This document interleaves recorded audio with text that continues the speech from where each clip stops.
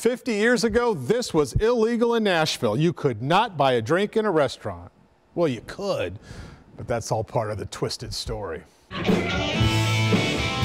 Lower Broadway may be the heartbeat of the Nashville nightlife, but Hillbilly Bourbon Street is the new kid in town.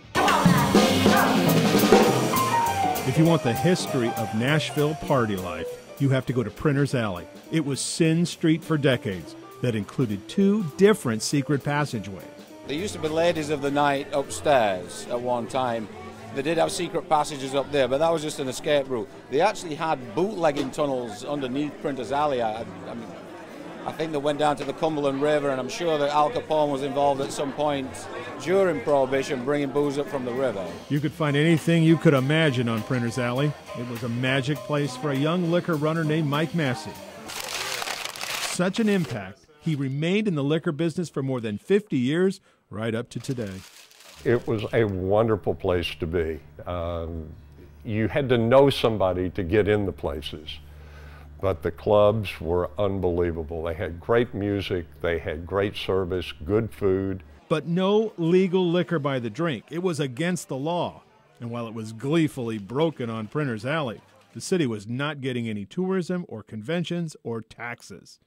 And so 50 years ago, liquor by the drink went to a county-wide referendum with lots of allies. Mayor Bev Briley tired of losing tax revenue to the illegal activity, the police department tired of raids, and surprisingly, businessmen, including some who didn't drink, saw it as necessary. But the religious community resisted and urged its church members to vote no. To think that you couldn't walk into a restaurant and buy a drink 50 years ago, and then look at Lower Broad today, where the amount of alcohol sold to bring tourists here to our town is pretty much unimaginable. But of course it wasn't unimaginable. In early 1967, Memphis had voted down liquor by the drink by 10,000 votes. Nashville took notice. That's when Mayor Briley and police started closing clubs all over town. 30 days before the election, it was impossible to get a drink in this town. That's the only way they knew they could get it passed, was to make everybody thirsty.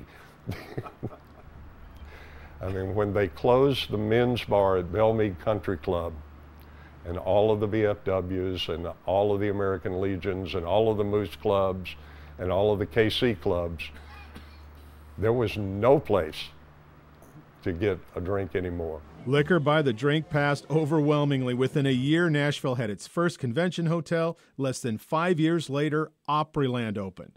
Liquor by the drink opened doors and changed everything. The only place it hurt? Printer's Alley, which slipped into irrelevance. But now, one last twist of time on this 50th anniversary of Liquor by the Drink. Printer's Alley is making a comeback. The next big thing in Nashville is a very old thing, and this time, it's all legal. Tomorrow night, you will meet a Nashville man who decided to write a book. But shockingly, along the way, he says he solved a murder and cleared the name of a man who was framed. Nashville's first urban legend, a retelling you won't believe. Tomorrow on Secrets of Middle Tennessee on Fox 17 at 9.